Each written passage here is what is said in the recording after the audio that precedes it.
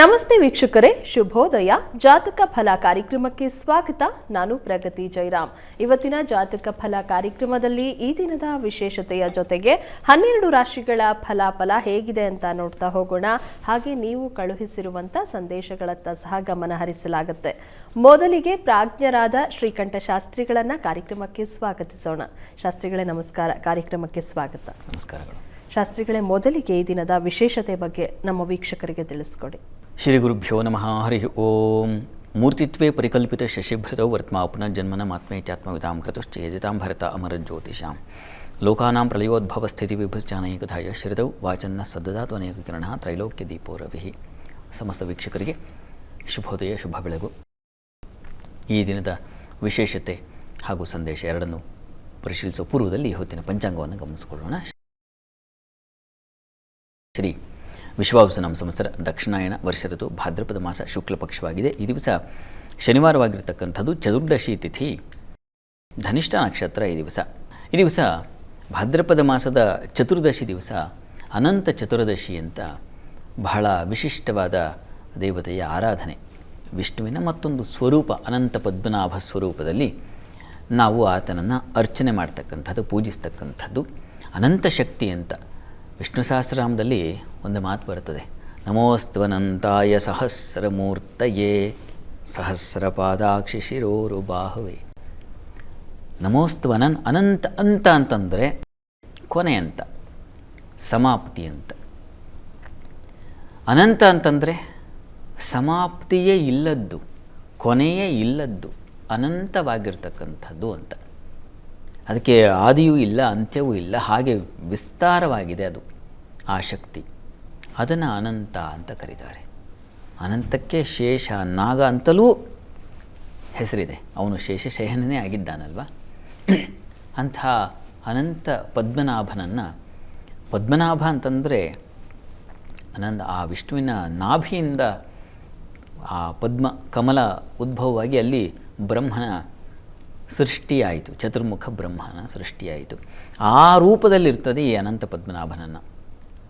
ಅದನ್ನು ಒಂದು ಬಿಳಿ ವಸ್ತ್ರದಲ್ಲಿ ಅನಂತ ಪದ್ಮನಾಭನ ಚಿತ್ರವನ್ನು ಬಿಡಿಸಿ ಅದಕ್ಕೆ ನಾವು ದರ್ಭೆಯಿಂದ ಹಾವಿನ ಹೆಡೆಯ ಉಪಾದಿಯಲ್ಲಿ ಮಾಡಿ ಅದನ್ನಲ್ಲಿಟ್ಟು ಸಾಕ್ಷಾತ್ ಅನಂತ ಪದ್ಮನಾಭ ಸ್ವಾಮಿ ನೆಲೆ ನಿಂತಿದ್ದಾನೆ. ಹೇಗೆ ವೈಕುಂಠದಲ್ಲಿ ನೆಲೆ ನಿಂತಿದ್ದಾನೋ ಆ ರೀತಿಯಲ್ಲಿ ಅನ್ನುವಂಥ ಒಂದು ಭಾವನೆಯನ್ನು ತಂದುಕೊಂಡು ಆತನಿಗೆ ವಿಶೇಷ ಪೂಜಾದಿಗಳನ್ನು, ಸೇವೆಯನ್ನು ಸಲ್ಲಿಸ್ತಕ್ಕಂಥದ್ದು. ಅನಂತ ಶಕ್ತಿಯನ್ನು ತಂದುಕೊಡುತ್ತೆ ನಮಗೆ. ಅಮಿತವಾದ ಶಕ್ತಿ ನಮಗೆ. ಮನುಷ್ಯನ ಮಿತಿ ಸ್ವಲ್ಪ ಅಲ್ವಾ, ಬಹಳ ಪುಟ್ಟದಾಗಿದೆ. ಮನುಷ್ಯ ತ್ರಿವಿಕ್ರಮನ ಹಾಗೆ ಆಗಬೇಕು ಅಂತಂದರೆ ಅನಂತ ಪದ್ಮನಾಭನ ಆರಾಧನೆ ಮಾಡಬೇಕು.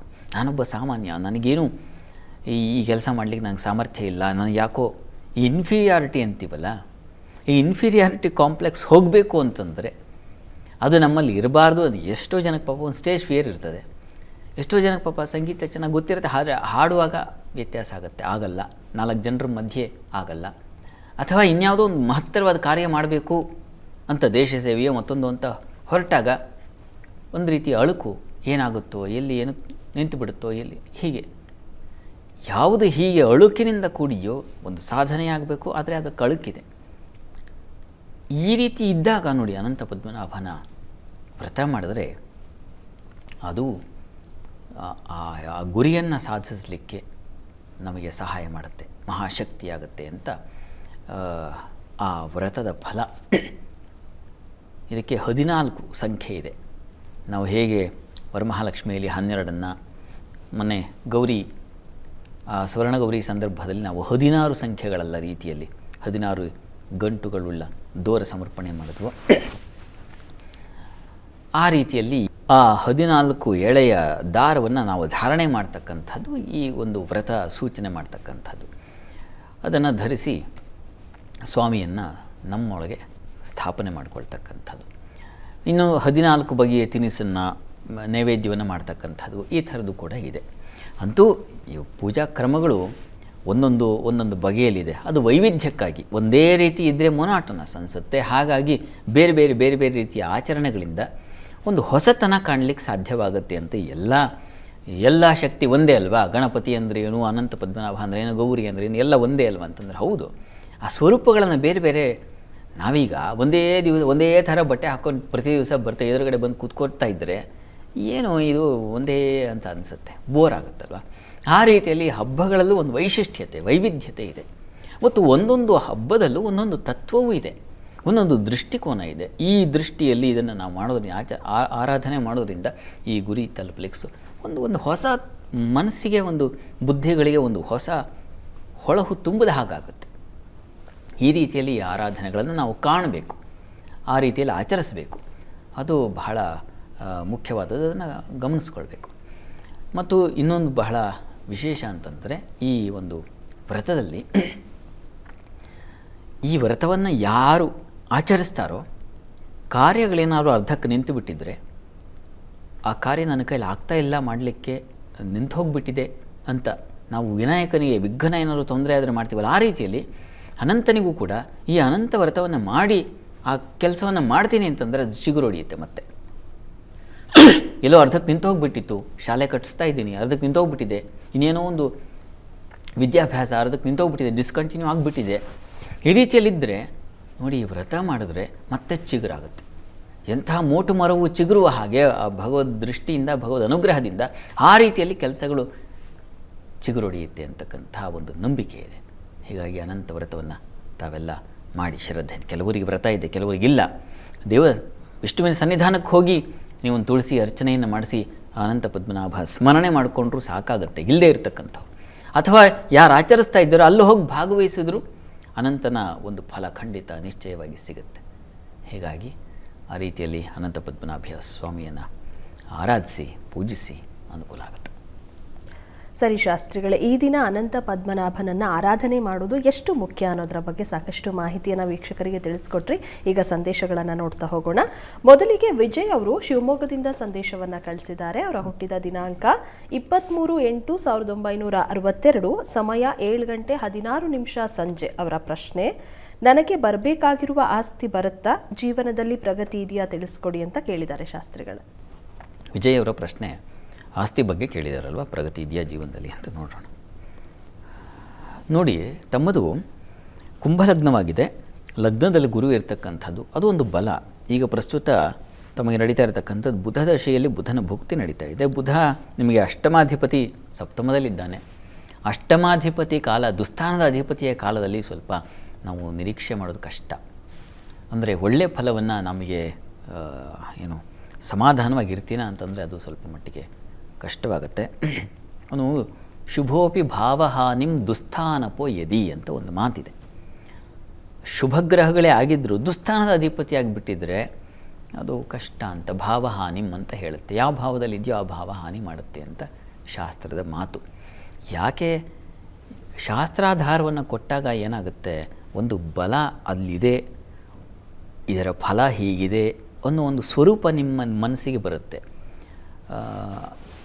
ಆಗ ಇದರಲ್ಲಿ ನಂಬಿಕೆ ಹೆಚ್ಚಾಗುತ್ತೆ. ಆ ಕಾರಣದಿಂದ ಶಾಸ್ತ್ರದ ಆ ಸೂತ್ರಗಳನ್ನು ನಾವು ಗಮನಿಸ್ಕೊಳ್ಬೇಕಾಗುತ್ತೆ. ಇಲ್ಲಿ ಬುಧನ ನೋಡಿ, ದುಸ್ಥಾನದ ಅಧಿಪತಿ, ಈ ಕಾರಣದಿಂದಾಗಿ ನಿಮಗೆ ಏನು ಈಗ ಅಟ್ ಪ್ರೆಸೆಂಟ್ ಬುಧನ ಸಂಚಾರ ಚೆನ್ನಾಗಿದೆ, ಉಚ್ಚ ಸ್ಥಾನಕ್ಕೆ ಹೋಗ್ತಾನೆ, ಇಲ್ಲ ಅಂತಲ್ಲ. ಈಗ ನಿಮಗೆ ತೀರಾ ವರ್ಸ್ಟ್ ಅಂತ ನಾನು ಹೇಳಲ್ಲ, ಆದರೆ ಬುಧನ ಆರಾಧನೆ ಬೇಕು. ವಿಷ್ಣು ಸಹಸ್ರನಾಮ ಪಾರಾಯಣ, ವಿಷ್ಣು ಸನ್ನಿಧಾನದಲ್ಲಿ ತುಳಸಿ ಅರ್ಚನೆ, ಪ್ರತಿ ಬುಧವಾರ ತಪ್ಪದೇ ವಿಷ್ಣು ಸನ್ನಿಧಾನಕ್ಕೆ ಹೋಗಿ ಬನ್ನಿ. ಹೆಸರುಬೇಳೆ ಪಾಯಸವನ್ನು ನೈವೇದ್ಯ ಮಾಡಿ ಪ್ರಸಾದ ತಗೊಳ್ಳಿ ಪ್ರತಿ ಬುಧವಾರ.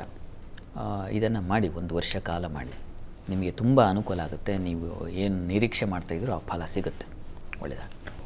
ಸರಿ ಶಾಸ್ತ್ರಿಗಳೇ, ತೇಜಸ್ ಅವರು ತುಮಕೂರಿಂದ ಸಂದೇಶವನ್ನು ಕಳಿಸಿದ್ದಾರೆ. ಅವರ ಹುಟ್ಟಿದ ದಿನಾಂಕ 28/3/1997, ಸಮಯ 7:50 ಬೆಳಗ್ಗೆ. ಅವರ ಪ್ರಶ್ನೆ: ಸರ್ಕಾರಿ ಕೆಲಸ ಸಿಗುತ್ತಾ, ಮುಂದಿನ ಕೆಲಸದ ಬಗ್ಗೆ ತಿಳಿಸಿ ಅಂತ ಕೇಳಿದ್ದಾರೆ ಶಾಸ್ತ್ರಿಗಳೇ. ತೇಜಸ್ ಅವರ ಪ್ರಶ್ನೆ ಸರ್ಕಾರಿ ಕೆಲಸ ಸಿಗುತ್ತಾ ಅಂತ ಕೇಳಿದ್ದಾರೆ. ಜಾತಕ ನೋಡೋಣ. ನೋಡಿ, ತಮ್ಮದು ಮೇಷಲಗ್ನ, ಲಗ್ನದಿಂದ ಕರ್ಮಾಧಿಪತಿ ಶನಶ್ಚರ ವ್ಯಯದಲ್ಲಿದ್ದಾನೆ, ರವಿ ಕೂಡ ವ್ಯಯದಲ್ಲಿದ್ದಾನೆ. ವ್ಯಯ ಅನ್ನೋದು ಒಂದು ದುಸ್ಥಾನವೇ. ಈಗಷ್ಟೇ ಹೇಳಿದ್ನಲ್ಲ, ದುಸ್ಥಾನದ ಅಧಿಪತಿಯ ಕಾಲದಲ್ಲೂ ಯಾರು ದುಸ್ಥಾನದಲ್ಲಿದ್ದಾರೋ ಅವರ ಒಂದು ಫಲವು ಅದೇ ಆಗಿರ್ತದೆ ಅಂತ. ಈಗ ತಮಗೆ ಬುಧ ದಶೆಯಲ್ಲಿ ಈಗ ನಡೀತಾ ಇರತಕ್ಕಂಥದ್ದು ಕೇತುವಿನ ಭುಕ್ತಿ ನಡೀತಾ ಇದೆ. ನಿಮಗೆ ಬುಧನೂ ಕೇತು ಇಬ್ಬರೂ ವ್ಯಯದಲ್ಲಿದ್ದಾರೆ. ಹೀಗಾಗಿ ಅಲೆದಾಟ, ವ್ಯಯ, ಆತ್ಮೀಯರಿಂದ ಅಸಮಾಧಾನ, ನಷ್ಟ ಇವುಗಳನ್ನೇ ಸೂಚಿಸ್ತಾ ಇದೆ. ಹೀಗಾಗಿ ನಿಮಗೆ ಈ ಸರ್ಕಾರಿ ನೌಕರಿ ಸಿಗುತ್ತೆ ಅಂತ ದೃಢವಾಗಿ ಹೇಳಲಾರೆ, ಅದಕ್ಕೆ ಬಲ ಇಲ್ಲ. ಹೀಗಾಗಿ ನೀವು ಬೇರೆ ಪ್ರಯತ್ನ ಮಾಡಿ. ನಿಮ್ಮ ಜಾತಕದಲ್ಲಿ ತುಂಬ ಬಲ ಯಾವುದಾದ್ರೂ ಒಂದು ಗ್ರಹದ್ದಾದರೂ ನಮಗೆ ಬಲ ಇರಬೇಕು ಜೀವನದಲ್ಲಿ ಮೆಟ್ಲು ಹತ್ತಲಿಕ್ಕೆ. ನಿಮಗೆ ಚಂದ್ರನ ಬಲ ಚೆನ್ನಾಗಿದೆ. ಚಂದ್ರ ಸಪ್ತಮದಲ್ಲಿದ್ದು ಲಗ್ನವನ್ನು ವೀಕ್ಷಣೆ ಮಾಡ್ತಕ್ಕಂಥದ್ದು ಸುಖಾಧಿಪತಿಯವನು. ಹೀಗಾಗಿ ನಿಮಗೆ ಆ ಚಂದ್ರನ ಚಾಂದ್ರ ಬಲಂದು ನಿಖಿಲ ಗ್ರಹವೀರ್ಯ ಬೀಜಂ ಅಂತ ಮಾತು. ತುಂಬ ಬಲಿಷ್ಠವಾದ ಬಲವನ್ನು ಚಂದ್ರನೂ ತಂದುಕೊಡ್ತಾನೆ. ಮತ್ತು ಸ್ವಾಭಾವಿಕವಾಗಿ ನೋಡಿದಾಗ ಶಕ್ ಬುಗು ಶುಚರಾದ್ಯ ವೃದ್ಧಿತೋ ವೀರ್ಯವಂತಹ ಅಂತ ಹೇಳಿದೆ. ಯಾರಿಗೆ ಬಲ ತುಂಬ ಚೆನ್ನಾಗಿ ಇರ್ತದೆ ಗ್ರಹಗಳಲ್ಲಿ, ಈ ನವಗ್ರಹಗಳಲ್ಲಿ ಯಾರಿಗೆ ತುಂಬ ಬಲಿಷ್ಠವಾದದ್ದು ಅಂತಂದರೆ ಸೂರ್ಯ ಚಂದ್ರರಿಗೆ ಹೇಳಿದೆ. ಶಕು ಬುಗು ಶುಚರಾದ್ಯ ವೃದ್ಧಿತೋ ವೀರ್ಯವಂತಹ ಅಂತ.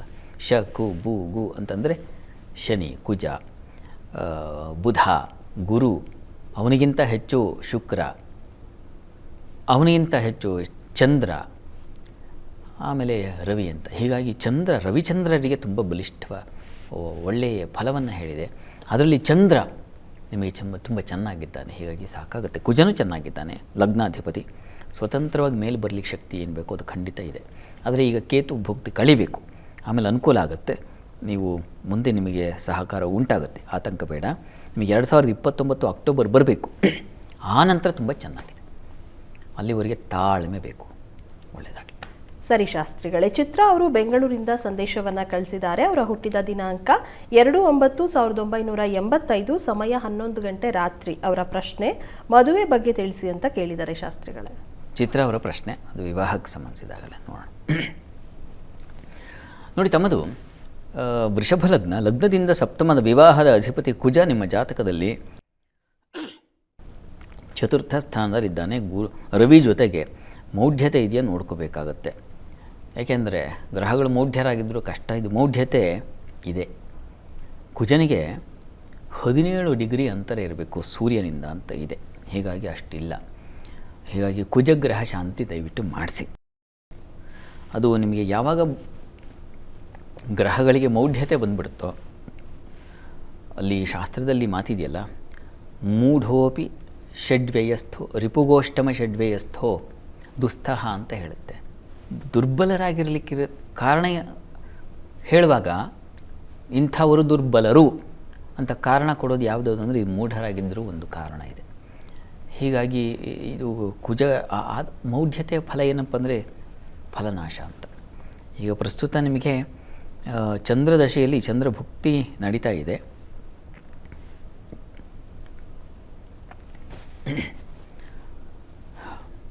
ಒಂದು ಕುಜಗ್ರಹ ಆರಾಧನೆಯನ್ನು ಮಾಡಿ, ಕುಜ ಶಾಂತಿಯನ್ನು ಮಾಡಿಸಿ, ಆಮೇಲೆ ಒಂದು ಸುಬ್ರಹ್ಮಣ್ಯ ಸನ್ನಿಧಾನದಲ್ಲಿ ಒಂದು ಕಲ್ಯಾಣೋತ್ಸವ ಮಾಡಿಸಿ.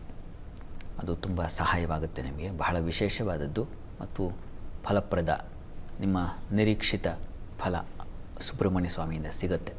ಒಳ್ಳೆಯದಾಗ. ಶಾಸ್ತ್ರಿಗಳೇ, ಈ ದಿನ 12 ರಾಶಿಗಳ ಫಲಾಫಲ ಯಾವ ರೀತಿಯಾಗಿದೆ?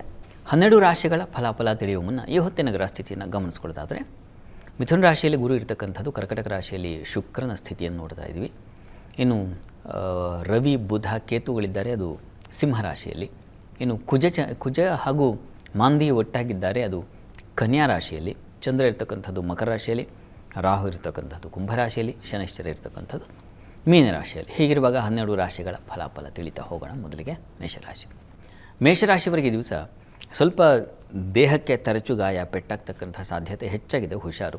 ಸಾಲದ ಸುಳಿಗೂ ಸಿಕ್ಕಾಕೊಳ್ತೀರ. ಸಾಲ, ಶರಂಪರ ಜಗಳಗಳು, ಕಲಹ ಈ ಥರದ್ದಕ್ಕೊಂದು ದಾರಿ ಇದೆ ಇವರೇ. ಹೀಗಾಗಿ ಸಾಲ ವಿಚಾರದಲ್ಲಿ ಮತ್ತು ಶರೀರ ವಿಚಾರದಲ್ಲಿ, ಆರೋಗ್ಯ ವಿಚಾರದಲ್ಲಿ ಸ್ವಲ್ಪ ಹುಷಾರಾಗಿರಬೇಕು. ಕೆಲಸಗಳಲ್ಲಿ ತುಂಬ ಚೆನ್ನಾಗಿದೆ. ಹೆಣ್ಣು ಮಕ್ಕಳಿಗೆ ಹೆಚ್ಚಿನ ಒಂದು ಬಲ, ಸಾಮರ್ಥ್ಯ ಇದನ್ನು ಸೂಚಿಸ್ತಾ ಇದೆ. ಹೀಗಾಗಿ ಚೆನ್ನಾಗಿದೆ. ವೃತ್ತಿಗೇನು ತೊಂದರೆ ಇಲ್ಲ.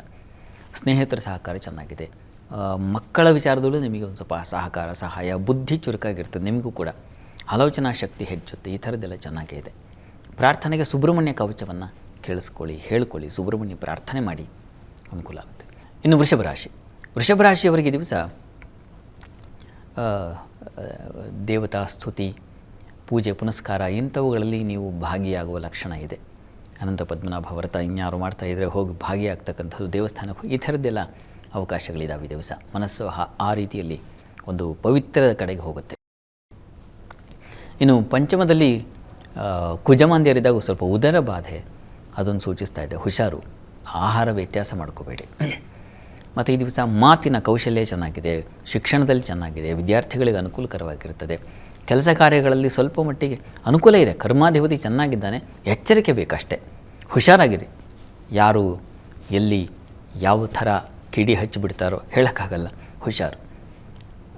ಈ ದಿವಸ ನೀವು ತಪ್ಪದೇ ನೀವು ಕೂಡ ಸುಬ್ರಹ್ಮಣ್ಯ ಪ್ರಾರ್ಥನೆ ಮಾಡ್ಕೊಳ್ಳಿ, ಸುಬ್ರಹ್ಮಣ್ಯ ಕವಚವನ್ನು ಹೇಳ್ಕೋಬೋದು. ಇನ್ನು ಮಿಥುನ ರಾಶಿ. ಮಿಥುನ ರಾಶಿಯವರಿಗೆ ಈ ದಿವಸ ನಿಮಗೆ ಸ್ನೇಹಿತರಲ್ಲಿ ತುಂಬ ತೊಂದರೆಗಳುಂಟಾಗುತ್ತೆ. ಸ್ನೇಹಿತರ ಸಹಕಾರ ಸಿಗದೆ ಹೋಗ್ಬಿಡುತ್ತೆ. ಬಂಧುಗಳಲ್ಲಿ ದ್ವೇಷ, ಕಲಹ, ಅವ್ರನ್ನ ಕಂಡ್ರೆ ಆಗೋದಿಲ್ಲ ನನಗೆ, ಆ ಥರದ ಒಂದು ಭಾವನೆ ಬಂದ್ಬಿಡುತ್ತೆ ನಿಮಗೆ ಈ ದಿವಸ. ಸ್ವಲ್ಪ ಸಮಾಧಾನವಾಗಿರಬೇಕು. ಹೆಣ್ಮಕ್ಳಿಗಂತೂ ಚಂದ್ರ ಅಷ್ಟಮದಲ್ಲಿದ್ದಾಗ ದುಸ್ಥಾನ, ಹೀಗಾಗಿ ಹಣ ಕಳ್ಕೊಳ್ತಕ್ಕಂಥದ್ದು, ವಾಗ್ವ್ಯಯ, ಮಾತಾಡಿ ಹೋಗ್ತಕ್ಕಂಥದ್ದು. ಯಾಕಾದರೂ ಮಾತಾಡಿದ್ನೋ ನಾನು ತಪ್ಪಿಗಿರಬೇಕಿತ್ತು ಅಂತ, ಆ ರೀತಿಯಲ್ಲಿ ಆಗಿಬಿಡುತ್ತೆ. ಮತ್ತು ಕೆಲಸ ಕಾರ್ಯಗಳಲ್ಲಿ ಅನುಕೂಲ ಚೆನ್ನಾಗಿದೆ. ವೃತ್ತಿಯಲ್ಲಿ ಯಾವುದೇ ತೊಂದರೆಗಳು ತಕರಾರುಗಳು ಇಲ್ಲ, ಸುಗಮವಾಗಿರುತ್ತದೆ. ಆದರೆ ಆಹಾರ ವ್ಯತ್ಯಾಸ ಮಾಡ್ಕೊಳ್ತೀರಾ. ವಿದ್ಯಾರ್ಥಿಗಳಿಗೆ ನೋಡಿ ಜಗಳ, ಕಲಹ ಈ ಥರ ಇದೆ. ಹೀಗಾಗಿ ಈ ದಿವಸ ಬಹಳ ತೆಪ್ಪಗಿರಬೇಕು ಅಂತ ಹೇಳಿದ್ನಲ್ಲ, ಅದೇ ಬಹಳ ಒಂದು ಮಾತಿದೆ, ನದಿ ದಾಟಲಿಕ್ಕೆ ತೆಪ್ಪ ಬೇಕು, ಬದುಕು ದಾಟಲಿಕ್ಕೆ ತೆಪ್ಪಗಿರಬೇಕು ಅಂತ. ಹೀಗಾಗಿ ಅದು ಬಹಳ ಒಳ್ಳೆಯದು ಈ ದಿವಸ. ಅಮ್ಮನವರ ಪ್ರಾರ್ಥನೆ, ಅಮ್ಮನವರ ದರ್ಶನ ಮಾಡಿ. ಇನ್ನು ಕರ್ಕಟಕ ರಾಶಿ. ಕರ್ಕಟಕ ರಾಶಿಯವರಿಗೆ ದಿವಸ ಸ್ವಲ್ಪ ಕೋಪ ತಾಪಗಳ ದಿವಸ ಆಗಿರುತ್ತೆ. ಈ ದಿವಸ ಸ್ವಲ್ಪ ಶಾಂತವಾಗಿರಬೇಕು ನೀವು ಕೂಡ. ಸಂಗಾತಿಯ ಸಹಕಾರ ತುಂಬ ಚೆನ್ನಾಗಿದೆ. ಆತ್ಮೀಯತೆ, ಅನ್ಯೋನ್ಯತೆ ಇದು ತುಂಬ ಚೆನ್ನಾಗಿದೆ. ವ್ಯಾಪಾರದಲ್ಲಿ ತುಂಬ ಅನುಕೂಲಕರವಾಗಿದೆ. ವೃತ್ತಿಯಲ್ಲೂ ತುಂಬ ಚೆನ್ನಾಗಿದೆ. ಈ ದಿವಸ ಹೆಚ್ಚಿನ ಅನುಕೂಲ ಕಾಣಲಿಕ್ಕೆ ಅವಕಾಶಗಳಿದ್ದಾವೆ. ಸ್ವಲ್ಪ ಕೋಪಕ್ಕೆ ಬಲಿಯಾಗಿಬಿಡ್ತೀರ. ಸಹೋದರ ಸೇವಕರಲ್ಲಿ ಸೇಡಿಕುತನ, ಕೋಪತ ಇದು ಬಂದುಬಿಡುತ್ತೆ. ಹೀಗಾಗಿ ಸಮಾಧಾನ ಇರಬೇಕು. ಸುಬ್ರಹ್ಮಣ್ಯ ಪ್ರಾರ್ಥನೆಯನ್ನೇ ಮಾಡಿ. ಇನ್ನು ಸಿಂಹರಾಶಿ. ಸಿಂಹರಾಶಿಯವರಿಗೆ ಈ ದಿವಸ ನಿಮಗೂ ಅಷ್ಟೇ ಸ್ವಲ್ಪ ಕೋಪ ತಾಪ, ಕುಟುಂಬದಲ್ಲಿ ಘರ್ಷಣೆಗಳು, ಹಣಕಾಸಿನ ಘರ್ಷಣೆಗಳು, ವಿದ್ಯಾರ್ಥಿಗಳಿಗೆ ತೊಂದರೆಗಳು ಈ ರೀತಿಯಲ್ಲಿದೆ. ಮೂಗಿನ ತುದಿಲಿ ಅಂತೀವಲ್ಲ, ಹಾಗೆ ನಾಲ್ಗೆ ತುದಿಲಿ ಇರುತ್ತೆ ಅವಾಚ್ಯ ಮಾತುಗಳು. ಅದು ಒಳ್ಳೆಯದಲ್ಲ. ಸಮಾಧಾನವಾಗಿರಿ. ಆರೋಗ್ಯದಲ್ಲೂ ವ್ಯತ್ಯಾಸ ಕಾಣ್ತಾ ಇದೆ. ಹೆಣ್ಮಕ್ಕಳಿಗೆ ಆರೋಗ್ಯ ತೊಂದರೆ ಸೂಚಿಸ್ತಾ ಇದೆ, ಹುಷಾರು. ಪ್ರಾರ್ಥನೆಗೆ ಈ ದಿವಸ ನರಸಿಂಹ ಪ್ರಾರ್ಥನೆ ಮಾಡ್ಕೊಳ್ಳಿ, ತುಂಬ ಅನುಕೂಲ ಆಗುತ್ತೆ. ಕನ್ಯಾ ರಾಶಿಯವರಿಗೆ ಈ ದಿವಸ ಆರೋಗ್ಯದಲ್ಲಿ ವ್ಯತ್ಯಾಸ ಆಗುತ್ತೆ. ನಿಮಗೂ ಕೂಡ ಅಷ್ಟಮಾಧಿಪತಿ ಜನ್ಮದಲ್ಲಿದ್ದಾನೆ ಮಾಂದಿ ಜೊತೆಗೆ, ಹೀಗಾಗಿ ತುಂಬ ಹುಷಾರು. ಆರೋಗ್ಯ ಬಹಳ ಬೇಗ ತಪಾಸಣೆ ಮಾಡಿಸ್ಕೊಳ್ಳಿ. ಸ್ವಲ್ಪ ವ್ಯತ್ಯಾಸ ಆಗ್ತಾ ಇದೆ ಅಂದರೆ ನಿಮಗೂ ಕೂಡ ಈ ಬೆಂಕಿ, ಅನಾಹುತ ಇತ್ಯಾದಿಗಳ ಸಾಧ್ಯತೆ ಇದೆ. ಕೈ ಸುಟ್ಕೊಳ್ತಕ್ಕಂಥದ್ದು, ತರ್ಚೋದು, ಕಬ್ಬಿಣದ ತರ್ಚುವಿಕೆ, ಲೋಹ ಏನು ಬಡ್ಕೊಂಬಿಡೋದು ಈ ಥರದ್ದಾಗತ್ತೆ, ಹುಷಾರು. ಆದರೆ ಬುದ್ಧಿಬಲ ಚೆನ್ನಾಗಿದೆ. ಮಕ್ಕಳಿಂದ ಸಹಕಾರ ತುಂಬ ಚೆನ್ನಾಗಿದೆ. ಮತ್ತು ಹೆಣ್ಣುಮಕ್ಕಳಿಗೆ ಆಲೋಚನಾ ಶಕ್ತಿ ಚೆನ್ನಾಗಿದೆ. ಕೆಲಸ ಕಾರ್ಯಗಳಲ್ಲೂ ನಿಮ್ಗೆ ಅನುಕೂಲ ಇದೆ. ಆರೋಗ್ಯದ ಕಡೆ ಗಮನ ತಗೋಬೇಕು. ನೀವು ಕೂಡ ನರಸಿಂಹ ಕವಚ ಕೇಳಿಸ್ಕೊಳ್ಳಿ, ಹೇಳ್ಕೊಳ್ಳಿ, ಅದರಿಂದ ತುಂಬ ಸಹಾಯ ಆಗುತ್ತೆ. ಇನ್ನು ತುಲಾರಾಶಿ. ತುಲಾರಾಶಿಯವರಿಗೆ ವೃತ್ತಿಯಲ್ಲಿ ಬಹಳ ವಿಶೇಷವಾದ ಅನುಕೂಲ, ಸಹಕಾರ, ಸಹಾಯ, ಮಿತ್ರರಿಂದ, ಸಹೋದ್ಯೋಗಿಗಳಿಂದ ಸಹಕಾರ ಇದೆಲ್ಲ ತುಂಬ ಚೆನ್ನಾಗಿದೆ. ತಾಯಿಯ ಬಾಂಧವ್ಯ ತುಂಬ ಚೆನ್ನಾಗಿರುತ್ತೆ. ತಾಯಿ ಮಕ್ಕಳು ತುಂಬ ಚೆನ್ನಾಗಿರ್ತಾರೆ. ಈ ದಿವಸ ವ್ಯಯ ಇದೆ.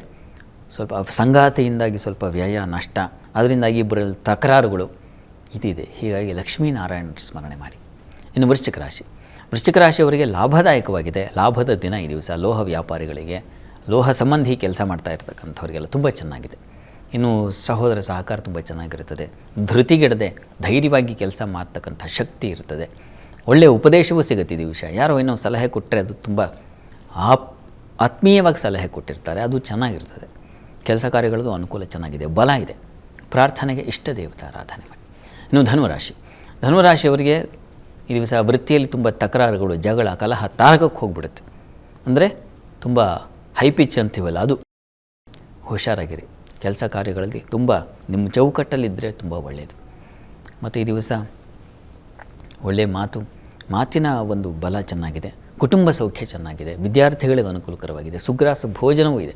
ಒಳ್ಳೆಯ ಊಟ, ಒಳ್ಳೆಯ ವ್ಯವಸ್ಥಿತವಾದ ಕಡೆ, ಆ ಥರದ್ದೆಲ್ಲ ತುಂಬ ಅನುಕೂಲ ಇದೆ. ಕೆಲಸದ ಒಂದು ಬಹಳ ಎಚ್ಚರಿಕೆಯಿಂದ ಇರಬೇಕಷ್ಟೇ. ಇದು ತಪ್ಪದೆ ನೀವು ಕೂಡ ನರಸಿಂಹ ಸನ್ನಿಧಾನದ ಒಂದು ತುಳಸಿ ಅರ್ಚನೆ ಮಾಡಿಸಿ. ಇನ್ನು ಮಕರ ರಾಶಿ. ಮಕರ ರಾಶಿಯವರಿಗೆ ಈ ದಿವಸ ಸಂಗಾತಿಯಲ್ಲಿ ಸಾಮರಸ್ಯ, ಅನ್ಯೋನ್ಯತೆ, ಸಹಬಾಳ್ವೆ ತುಂಬ ಚೆನ್ನಾಗಿದೆ.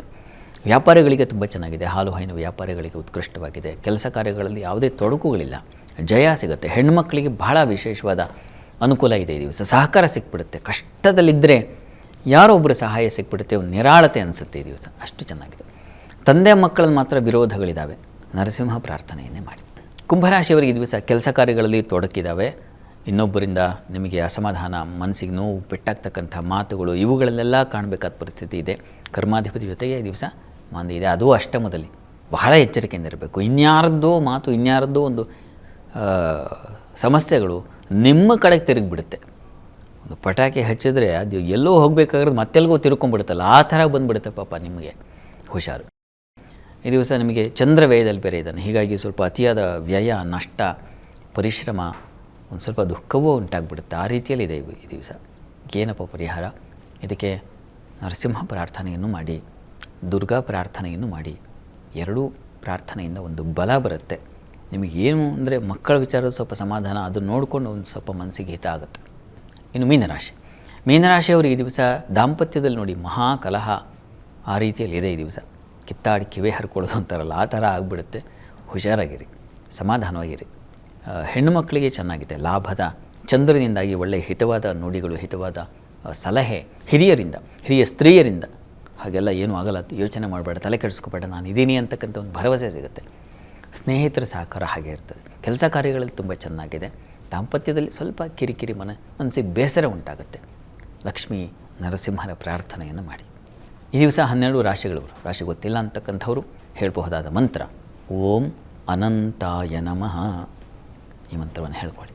ಸರಿ ಶಾಸ್ತ್ರಿಗಳ, ಇವತ್ತಿನ ಸಂಚಿಕೆಯಲ್ಲಿ ಈ ದಿನದ ವಿಶೇಷತೆಯ ಜೊತೆಗೆ 12 ರಾಶಿಗಳ ಫಲಾಫಲದ ಬಗ್ಗೆ ಮಾಹಿತಿಯನ್ನು ತಿಳಿಸ್ಕೊಟ್ರಿ. ಹಾಗೆ ನಮ್ಮ ವೀಕ್ಷಕರು ಕಳುಹಿಸಿದಂಥ ಸಂದೇಶಗಳಿಗೆ ಸಲಹೆ, ಸೂಚನೆ, ಪರಿಹಾರಗಳನ್ನು ಸೂಚಿಸಿದ್ರಿ. ಧನ್ಯವಾದಗಳು. ಸರ್ವೇ ಜನಾಃ ಸುಖಿನೋ ಭವಂತು, ಸಮಸ್ತ ಸನ್ಮಂಗಳಾನಿ ಭವಂತು. ಎಲ್ಲರಿಗೂ ಶುಭವಾಗಲಿ. ವೀಕ್ಷಕರೇ, ಇದಾಗಿತ್ತು ಇವತ್ತಿನ ಜಾತಕ ಫಲ ಕಾರ್ಯಕ್ರಮ. ನೇರಾದಿಟ್ಟ ನಿರಂತರ ಸುದ್ದಿಗಾಗಿ ನೋಡ್ತಾ ಇರಿ ಏಷ್ಯಾನೆಟ್ ಸುವರ್ಣ ನ್ಯೂಸ್.